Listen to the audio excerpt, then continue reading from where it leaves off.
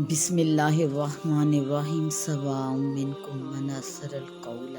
ومن جہر به ومن هو مستخف باللیل وسارب بالنہار۔ برابر ہے تم میں جو آہستہ بات کہے اور جو کہے پکار کر، یعنی کہ جو تم میں سے آہستہ بات کرے یا اونچی آواز میں پکارے، اور جو چھپ رہا ہے رات میں اور جو گلیوں میں پھرتا ہے دن کو، سب اس کے لیے برابر ہے۔ سواء منکم من اسر القول ومن جہر بہ۔ اسرار، اسر القول اسرار سے بنا ہے، جس کے معنی خفیہ کلام اور جہر کے معنی علانیہ کلام کے ہیں، یعنی خفیہ کلام جو پوشیدہ چھپ کر کیا جائے، آہستہ کیا جائے،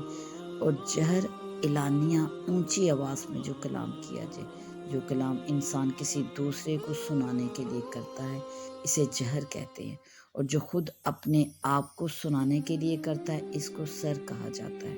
مستخف کے معنی چھپنے والا، ساربن کے معنی آزادی اور بے فکری سے راستہ پر چلنے والا۔ آیت کے معنی یہ ہیں کہ اللہ تعالیٰ کے علم محیط کی وجہ سے اس کے نزدیک خفیہ کلام کرنے والا اور بلند آواز سے کلام کرنے والا دونوں برابر ہیں، اور وہ دونوں کے کلام کو یکساں طور پر سنتا اور جانتا ہے۔ اسی طرح جو شخص رات کی اندھیری میں چھپا ہوا ہے اور جو دن کے اجالے میں کھلے راستے پر چل رہا ہے، یہ دونوں اس کے علم میں اور قدرت کے اعتبار سے برابر ہیں، دونوں پر اس کی قدرت یکساں حاوی ہے، کوئی اس کے دستے قدرت سے باہر نہیں۔ لاہ معقبات من بین یدیہ ومن خلفہ یحفظونہ من امر اللہ ان اللہ لا یغیر ما بقوم حتی یغیروا ما بانفسہم واذا اراد اللہ بقوم سوءا فلا مرد لہ وما لہم من دونہ من واق۔ اس کے پہرے والے ہیں بندے کے آگے سے اور پیچھے سے، اس کی نگہبانی کرتے ہیں اللہ کے حکم سے۔ اللہ نہیں بدلتا کسی قوم کی حالت کو جب تک وہ نہ بدلیں جو ان کے دلوں میں ہے، جو ان کے جی میں ہے، اور جب چاہتا ہے اللہ کسی قوم پر آفت،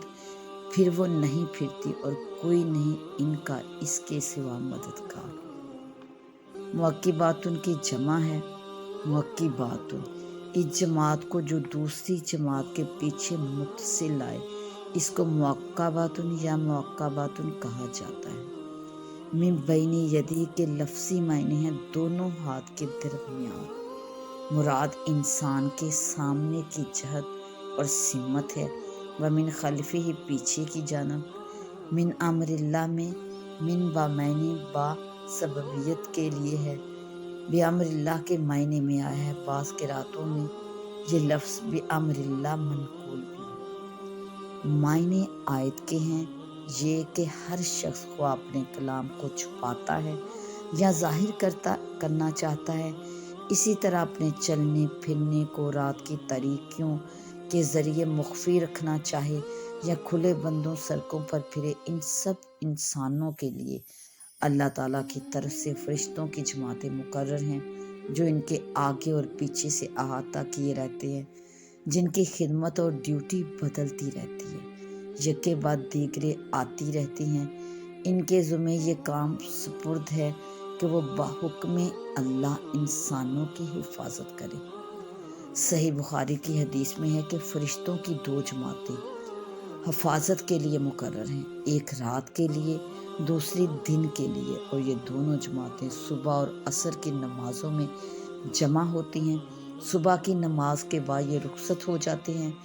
دن کے محافظ کام سنبھال لیتے ہیں، اور عصر کی نماز کے بعد یہ رخصت ہو جاتے ہیں، رات کے فرشتے ڈیوٹی پر آ جاتے ہیں۔ ابو داؤد کی ایک حدیث میں باروایت علی مرتضیٰ رضی اللہ تعالیٰ عنہ مذکور ہے کہ ہر انسان کے ساتھ کچھ حفاظت کرنے والے فرشتے مقرر ہیں جو اس کی حفاظت کرتے رہتے ہیں کہ اس کے اوپر کوئی دیوار وغیرہ نہ گر جائے، یا کسی گڑھے اور غار میں نہ گر جائے، یا کوئی جانور یا انسان اس کو تکلیف نہ پہنچائے، البتہ جب حکم الہی کسی انسان کو بلا اور مصیبت میں مبتلا کرنے کے لیے نافذ ہو جاتا ہے تو محافظ فرشتے وہاں سے ہٹ جاتے ہیں۔ ابن جریر کی ایک حدیث میں باروایت حضرت عثمان غنی رضی اللہ تعالیٰ عنہ یہ بھی معلوم ہوتا ہے کہ ان محافظ فرشتوں کا کام صرف دنیاوی مصائب اور تکلیفوں ہی سے حفاظت نہیں بلکہ وہ انسان کو گناہوں سے بچانے اور محفوظ رکھنے کی بھی کوشش کرتے ہیں۔ انسان کے دل میں نیکی اور خوف خدا کے الہام سے غفلت برت کر گناہ میں مبتلا ہی ہو جائے تو وہ اس کی دعا اور کوشش کرتے ہیں کہ یہ جلد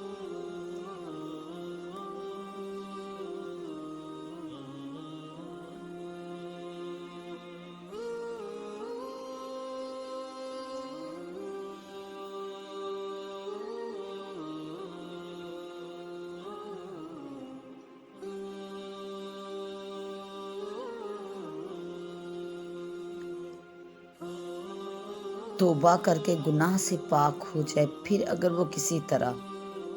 متنبہ نہیں ہوتا تب وہ اس کے نامہ اعمال میں گناہ کا کام لکھ دیتے ہیں۔ خلاصہ یہ ہے کہ یہ محافظ فرشتے دین و دنیا دونوں کی مصیبتوں اور آفتوں میں انسان کی سوتے جاگتے میں حفاظت کرتے رہتے ہیں۔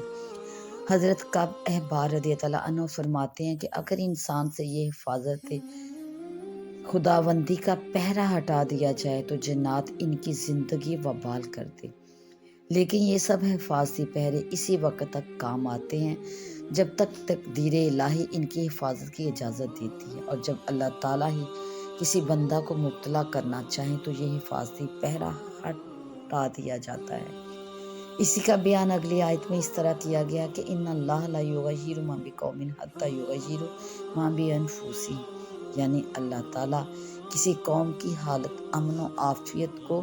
آفت و مصیبت میں اس وقت تک تبدیل نہیں کرتے جب تک وہ قوم خود ہی اپنے اعمال و احوال کو برائی اور فساد میں تبدیل نہ کر لے، اور جب جب وہ اپنے حالات کو سرکشی اور نافرمانی سے بدلتی ہے تو اللہ تعالیٰ بھی اپنا طرز بدل دیتے ہیں،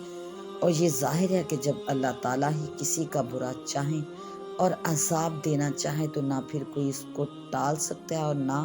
حکم ربانی کے خلاف ان کی مدد کو پہنچ سکتا ہے۔ حاصل یہ ہے کہ اللہ تعالیٰ کی طرف سے انسانوں کی حفاظت کے لیے فرشتوں کا پہرا لگا رہتا ہے، لیکن جب کوئی قوم اللہ تعالیٰ کی نعمتوں کا شکر اور اس کی اطاعت چھوڑ کر بد عملی، بد کرداری اور سرکشی اختیار کر لے تو اللہ تعالیٰ بھی اپنا حفاظتی پہرا اٹھا لیتے ہیں۔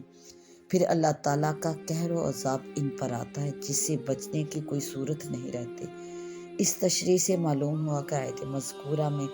تغیر احوال سے مراد یہ ہے کہ جب کوئی قوم اطاعت اور شکر گزاری چھوڑ کر اپنے حالات میں بری تبدیلی پیدا کرے تو اللہ تعالیٰ بھی اپنا طرز رحمت اور حفاظت کو بدل دیتے ہیں۔ اس آیت کا جو عام طور پر یہ مفہوم بیان کیا جاتا ہے کہ کسی قوم میں اچھا انقلاب اس وقت تک نہیں آتا جب تک وہ خود اس اچھے انقلاب کے لیے اپنے حالات کو درست نہ کرے، اسی مفہوم میں یہ شعر مشہور ہے: خدا نے آج تک اس قوم کی حالت نہیں بدلی، نہ ہو جس کو خیال آپ اپنی حالت کے بدلنے کا۔ یہ بات اگرچہ ایک حد تک صحیح مگر آیت مذکورہ کا یہ مفہوم نہیں، اور اس کا صحیح ہونا بھی ایک عام قانون کی حیثیت سے ہے کہ جو شخص خود اپنے حالات کی اصلاح کا ارادہ نہیں کرتا، اللہ تعالیٰ کی طرف سے بھی اس کی امداد و نصرت کا وعدہ نہیں، بلکہ یہ وعدہ اسی حالت میں ہے جب کوئی خود بھی اصلاح کی فکر کرے، جیسا کہ آیت کریمہ والذین جاہدوا فینا سے معلوم ہوتا ہے کہ اللہ تعالیٰ کی طرف سے بھی ہدایت کے راستے جب ہی کھلتے ہیں جب خود ہدایت کی طلب موجود ہو، لیکن انعامات الہیہ اس قانون کی پابند نہیں، بسا اوقات اس کے بغیر بھی عطا ہو جاتا ہے۔ خود ہمارا وجود اور اس میں بے شمار نعمتیں نہ ہماری کوشش کا نتیجہ ہے، نہ ہم نے کبھی اس کے لیے دعا مانگی تھی کہ ہمیں ایسا وجود عطا کیا جائے جس کی آنکھ، ناک، کان سب قوی آزاد درست ہوں۔ یہ سب نعمتیں بے مانگے ہی ملی ہیں، البتہ انعامات کا استحقاق اور وعدہ بغیر اپنی صحیح کے حاصل نہیں ہوتا، اور کسی قوم کو بغیر صحیح اور عمل کے انعامات کا انتظار کرتے رہنا خود فریبی کے مترادف ہے۔